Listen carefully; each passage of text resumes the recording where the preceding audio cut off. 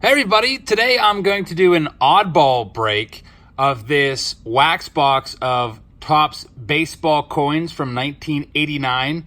I don't think I ever bought these as a kid, and they never really caught on. I believe Topps tried to make these in 89 and 90, but after that they just kind of disappeared off the face of the earth. Topps also, I believe, played around with these a bit in 1964, 1971, I think I saw from doing a little bit of research. But you can see there's 36 packs in here, and there's also gum in each pack, which is pretty cool. So it's kind of like baseball cards. I guess Topps was trying to kind of cross over and expand into other areas of the hobby in 1989. As you remember, 1989, they branched out into the sports talk. And also around this time, they were doing Topps big cards and Topps mini cards. So here's the bottom of the box. You can see that it was made in 1989. We're going to get into this and see what this product was all about. So there's the packs. I'm not sure exactly how much these sold for.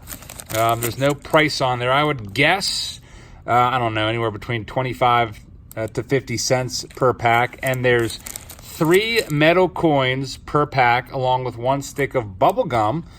So it'll be interesting to see what shape the bubble gum is in. Hopefully the bubble gum does not ruin the coins like it does a lot of the cards. And there's a checklist here on the back. So you could save a wrapper and I guess check off the players to try to collect the entire set of all 60 players. Some good Hall of Famers in there and stars from the late 80s. So let's get right into this and open all 36 packs. All right, so I see some gum residue there. We have a Frank Viola coin here, and then George Brett, Hall of Famer. We got a little bit of dust on my fingers from this gum already. And Kent Hrbek, and check this out. You can buy a holder, I guess. I've seen these before. I saw this at, my brother and I went to an antique mall out in Ohio, and I saw this set. I think it was only like $10 or something like that, but you could buy a coin holder. There's the gum stain, and there is the gum. So I guess that's kind of interesting. And that gum still stains. There's Andy Van Slyke. That was the same image used on his 89 Topps card. Pretty cool. I like that one a lot, since that was the card that got me into card collecting. And then we also have, this is kind of clunky. No wonder no one ever bought these. We got Paul Molitor and Eric Davis. By the way, if you want to check out the back of these coins, it gives their name. No stats or anything, but it tells you a little bit about their 88 season, I guess, there. Andy led the National League with 15 triples, and it also gives their height, weight, and bats left, throws right. So a little bit of biographical information on there. Next pack of these. I wonder who the best one in here is. Griffey's not in here. Walt Weiss. Then there's an Andres Galarraga, who mostly rose to fame with the Rockies. Mike Greenwell. His 88 Topps has a Gold Cup card on it. Not a terrible player, but never really became a superstar. Kirk Gibson had a very nice career. Most famous for the 1988 World Series Game 1. There's Will the Thrill Clark. Nice mustache. You don't really see Will Clark with a mustache ever. Most of his cards are usually clean shaven. And then George Brett, Hall of Famer right there. All right, so if there's, I don't know, there's probably about 180 coins here. I got to think of something to do with all these. Gerald Young, Eric Davis. I used to imitate the way Eric Davis batted in wiffle ball a lot. He would start with his hands really low. Alan Trammell, Hall of Famer. I pulled his autograph card yesterday out of a pack of Donruss. So Jack Clark coin. I most remember him from his time with the Cardinals. John Franco, closer for the Reds and Mets. And Paul Molitor again. We'll probably be seeing a lot of Paul Molitors. Probably get doubles of doubles or triples of all these coins. Then next we have Roger Clemens. Someday I think Clemens will get into the Hall of Fame along with all the other PED guys. Probably just get a nice asterisk with their plaque. Mark Grace, who was a rookie around this time. His rookie card was 88. Brett Butler from the Giants, speedy leadoff guy. Used to like to bunt a lot. Gerald Perry, another speedy guy. Lost one of these cards here, Mike Reel again, and not cards, but coins. And the last one is Tony Fernandez, slick fielding middle infielder. I remember him as a good fielder pretty much all glove, no bat. Speaking of glove guys, we got a Hall of Famer right here, Ozzie Smith. And then a Kirk Gibson. Notice that this is a blue parallel. Now, I don't know anything about these, so I'm not sure if that's worth anything or not. I tried looking them up in the Beckett Almanac. There's Kirby Puckett Hall of Famer. But they're not listed in the Beckett Almanac, so I literally have like no idea what these are worth. But I looked them up on eBay. And there's Mike Marshall and Danny Tartabull. And last but not least, Carlton Fisk, a Hall of Famer. Gum doesn't look that bad, by the way. I mean, it's almost looks edible. I'm tempted to try it. My brother probably would eat it. He's eaten them before in his breaks. Another Mark Grace, Ozzie Smith, and Kirk Gibson blue. All right, next pack. By the way, I'm thinking about giving all these away to one of you guys tomorrow in the live stream. So if you want to win all of these coins, Mark Grace, Paul Malter, all you have to do is subscribe to my channel. Just hit that subscribe button. That's step one. Like this video, just hit the thumbs up button. Step two, pretty easy, right? So just 2 clicks so far. Mark Grace again, Ken Herbeck, and Harold Baines, Hall of Famer. And the last thing you have to do is simply leave a comment.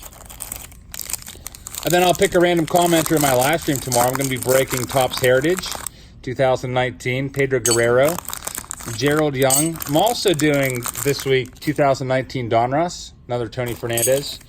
But it looks like it's not going to be in. It's release day tomorrow.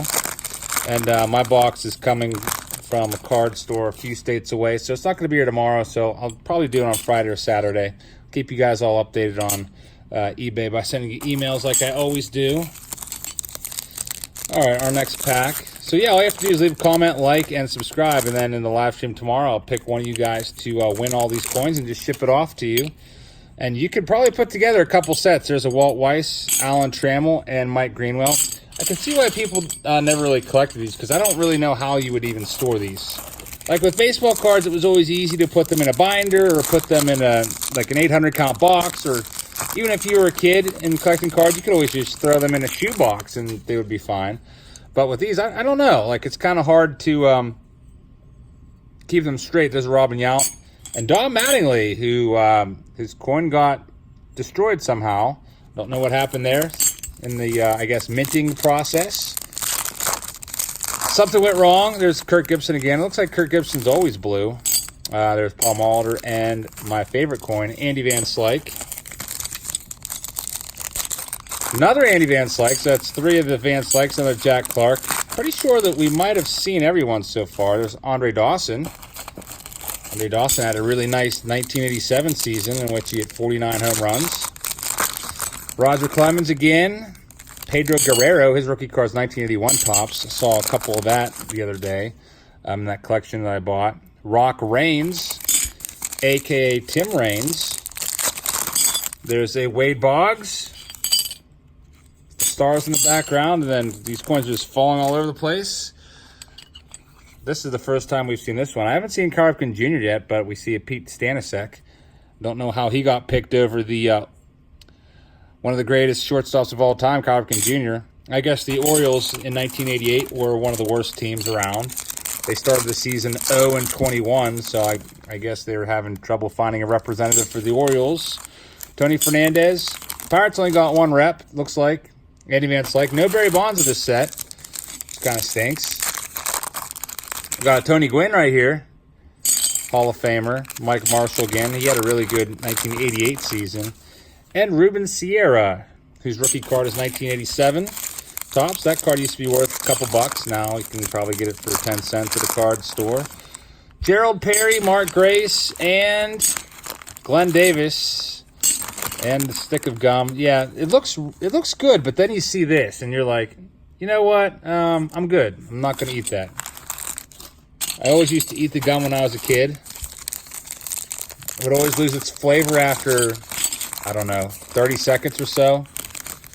But by then, you'd be on to the next pack. I wonder if Topps did that on purpose to make you buy multiple packs. Flavor only lasts about as long as it takes to go through a pack. Ken Herbeck and Eddie Murray. The gum was good, though, for the time that it lasted.